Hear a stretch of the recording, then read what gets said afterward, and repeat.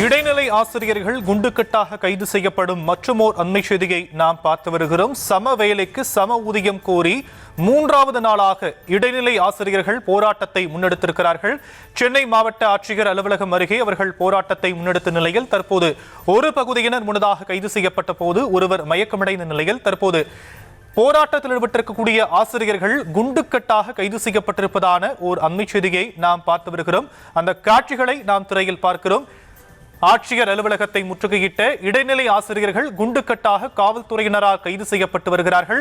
நேற்றைய தினம் கூட சமவேலைக்கு சம ஊதியம் கோரி போராட்டத்தை முன்னெடுத்த ஆசிரியர்கள் காவல்துறையினரால் குண்டுக்கட்டாக தரவென இழுத்துச் செல்லப்பட்டு கைது செய்யப்பட்ட நிலையில் மூன்றாவது நாளாக சென்னை மாவட்ட ஆட்சியர் அலுவலகம் அருகே அவர்கள் இதே கோரிக்கையை முன்வைத்து போராட்டத்தில் ஈடுபட்ட போது போராட்டத்தின் ஒரு பகுதியினர் கைது செய்யப்பட்டிருந்தனர். தற்போது அனைவரும் குண்டுக்கட்டாக கைது செய்யப்படக்கூடியதை காட்சிகளாக நாம் பார்த்து வருகிறோம்.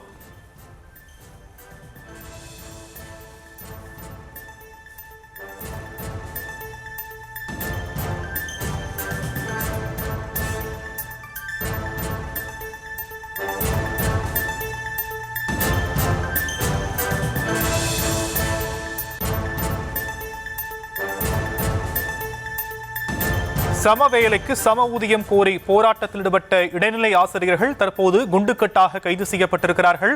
மூன்றாவது நாளாக ஒற்றை கோரிக்கையை வலியுறுத்தி அவர்கள் போராட்டத்தை முன்னெடுத்த நிலையில் ஒரு பகுதியினர் முன்னதாக கைது செய்யப்பட்ட போது தற்போது மீதம் இருக்கக்கூடிய நபர்களும் கைது செய்யப்பட்டிருப்பதான ஒரு அண்மை செய்தியை நாம் பார்த்து வருகிறோம். நேற்றைய தினம் கூட இதே கோரிக்கையை முன்வைத்து சென்னையின் முக்கிய இடங்களில் அவர்கள் போராட்டத்தை முன்னெடுத்த போது காவல்துறையினரால் குண்டுக்கட்டாகவும் தரவென இழுத்துச் செல்லப்பட்டும் கைது செய்யப்பட்ட நிலையில் தற்போது மாவட்ட ஆட்சியர் அலுவலகம் அருகே மூன்றாவது நாளாக தங்களுடைய போராட்டத்தை இடைநிலை ஆசிரியர்கள் முன்னெடுத்திருக்கிறார்கள். சம வேலைக்கு சம ஊதியம் வழங்க வேண்டும் எனவும் என்பது அவருடைய கோரிக்கையாக இருக்கக்கூடிய நிலையில் அந்த கோரிக்கையை வலியுறுத்தி அவர்கள் போராட்டத்தில் ஈடுபட்ட போது அனுமதியின்றி போராட்டம் நடத்துவதாக கூறி காவல்துறையினர் அவர்களை கைது செய்திருக்கிறார்கள். 2009 ஆண்டுக்கு பிறகாக பணியில் சேர்ந்த இடைநிலை ஆசிரியர்களுக்கு சம வேலைக்கு சம ஊதியம் என்ற கோரிக்கையை அவர்கள் முன்வைத்து இந்த போராட்டத்தை அவர்கள் தற்போது முன்னெடுத்திருக்கிறார்கள். ஆட்சியர் சென்னை மாவட்ட ஆட்சியர் அலுவலகம் அருகே அவர்கள் போராட்டத்தில் ஈடுபட்ட போது காவல்துறையினர் குண்டுக்கட்டாக கைது செய்திருக்கிறார்கள். அந்த காட்சிகளை நாம் திரையில் பார்த்து வருகிறோம்.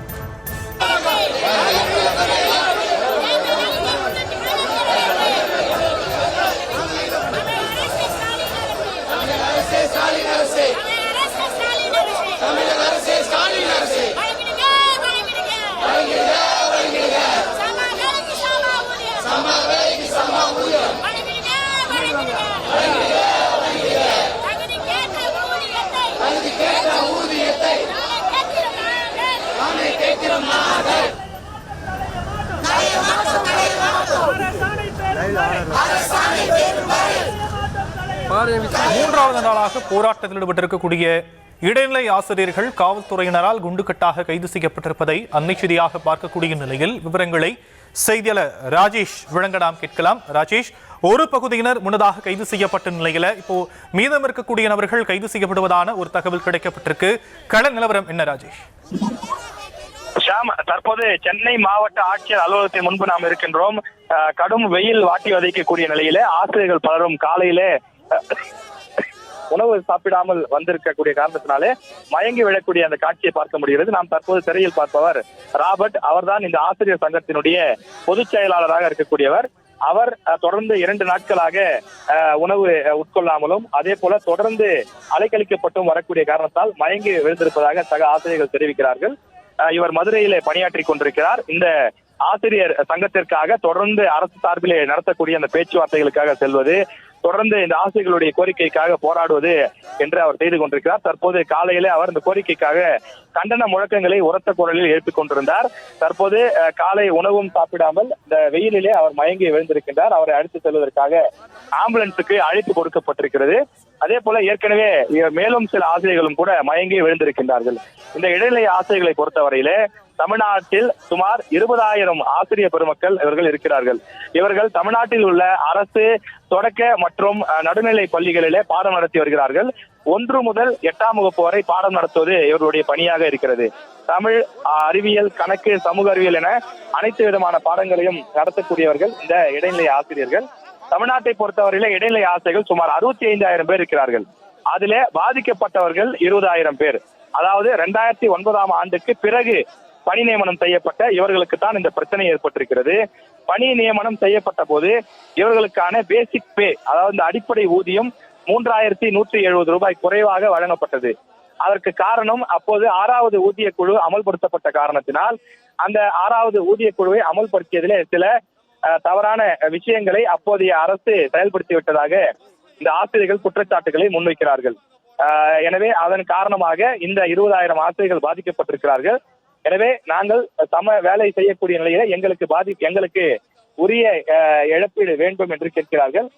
அந்த ஆசிரியர்கள் தங்களுடைய குழந்தைகளையும் அந்த போராட்டத்திற்கு அழைத்து வந்திருக்கிறார்கள்.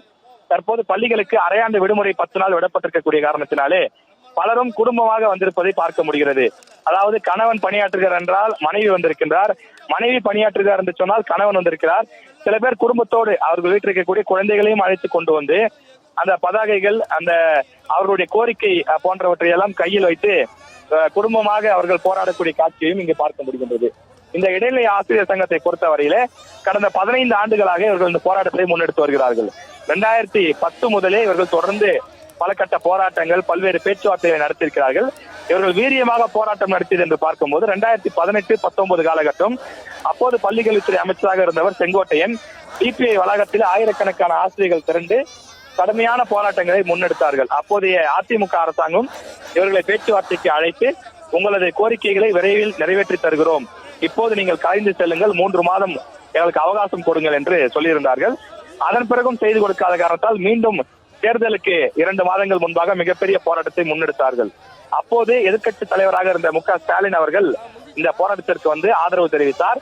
இன்னும் 2 மாத காலத்தில் திமுகவுடைய ஆட்சி அமைய போகிறது, அந்த ஆட்சி அமையும் போது நீங்கள் போராட வேண்டிய வேலையே இருக்காது, உங்களது கோரிக்கை நிறைவேற்றப்படும் என்று சொல்லியிருந்தார். அது மட்டும் இல்லாமல் தேர்தல் அறிக்கை மொத்தமாக கொடுக்கப்பட்ட 505 தேர்தல் வாக்குறுதியிலே 311வது எண்ணிலே இடைநிலை ஆசிரியர்களுக்கு சம வேலைக்கு சம ஊதியம் வழங்கப்படும், தமிழ்நாட்டில் பணியாற்றக்கூடிய அனைத்து இடைநிலை ஆசிரியர்களுக்கும் அவர்களுடைய தகுதியின் அடிப்படையில ஒரே மாதிரியான சம்பளம் வழங்கப்படும் என்று திமுக சார்பில் தெரிவிக்கப்பட்டிருந்தது. இந்த சூழ்நிலையில தான் தற்போது 4.5 ஆண்டுகள் கடந்தும் கூட இந்த போராட்டத்திற்கு எந்த விதமான ஒரு தீர்வும் கிடைக்காத காரணத்தால் தொடர்ந்து அவர்கள் போராட்டத்தை முன்னெடுத்து வருகின்றார்கள். இந்த 4.5 ஆண்டு காலத்தில் கூட சென்னையின், தமிழ்நாட்டின் பல்வேறு இடங்களில் இந்த ஆசிரியர்கள் போராட்டத்தை நடத்தியிருக்கின்றார்கள். இதுவரை 10 முறைக்கு மேல் பேச்சுவார்த்தைக்கு அழைத்து செல்லப்பட்டிருக்கிறார்கள். அமைச்சர்களிடமும், பள்ளிக்கல்வித்துறை இயக்குநரிடமும், பள்ளிக்கல்வித்துறை செயலாளரிடமும் இவர்கள் பல முறை பேச்சுவார்த்தை நடத்தியிருக்கிறார்கள். அதன் அடிப்படையில தான் 3 ஆண்டுகளுக்கு முன்பு ஒரு 3 பேர் கொண்ட குழு போடப்பட்டது. பள்ளிக்கல்வித்துறை செயலாளர், பள்ளிக்கல்வித்துறை இயக்குனர் உள்ளிட்ட அதிகாரிகள் இணைந்து ஒரு குழு ஒன்று போடப்பட்டது. ஆனால் அந்த குழு போட்டு 3 ஆண்டுகள், 3 மாதத்தில் அறிக்கை கொடுக்க அந்த குழுக்கு உத்தரவிடப்பட்டது. ஆனால் 3 ஆண்டுகள் கடந்துவிட்ட பின்னரும் இப்போது வரை அந்த குழு தங்களுடைய அறிக்கையை சமர்ப்பிக்கவில்லை. எனவே இதற்கு மேலும் காத்திருந்தால் எங்களுக்கு எந்த நியாயமும் தீர்வும் கிடைக்கப் போவதில்லை என்று தற்போது அந்த ஆசிரியர்கள் போராட்டத்தினை குறித்திருக்கிறார்கள். அதே போல மாணவர்களுக்கு எந்த விதமான இடையூறும் ஏற்பட்டுவிடக் கூடாது என்பதற்காக அரையாண்டு விடுமுறையை தேர்வு செய்து அவர்கள் இந்த போராட்டத்திலே இறங்கி இருக்கின்றார்கள். நேற்றைய தினம், அதாவது நேற்று முன்தினம் டிபிஐ வளாகத்தை முற்றுகையிட்டு போராட்டம் நடத்திய அவர்கள் நேற்றைய தினம் சென்னை சிஇஓ அலுவலகத்தை முற்றுகையிட்டு போராட்டம் நடத்தினார்கள். இன்று சென்னை மாவட்ட ஆட்சியர் அலுவலகத்தை முற்றுகையிட்டு போராட்டம் நடத்தி கொண்டிருக்கிறார்கள்.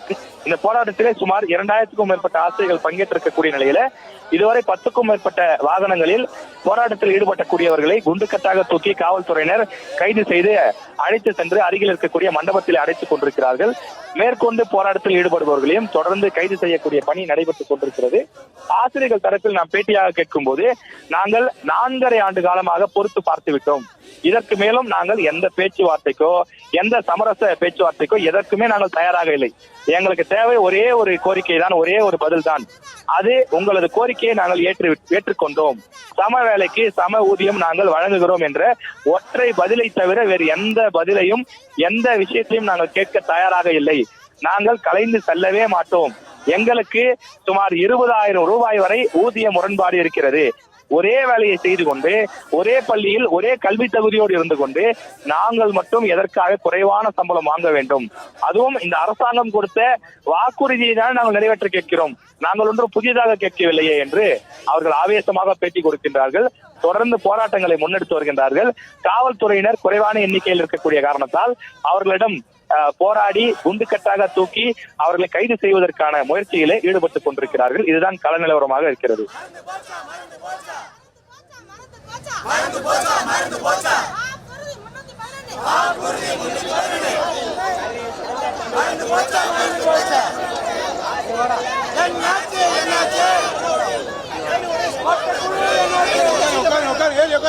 இடைநிலை ஆசிரியர்கள் மூன்றாவது நாளாக போராட்டத்தை முன்னெடுத்த நிலையில் தற்போது அவர்கள் கைது செய்யப்பட்டிருக்கக்கூடிய நிலையில் கள விவரங்களை செய்தியாளர் ராஜேஷ் வழங்க நாம் கேட்டோம்.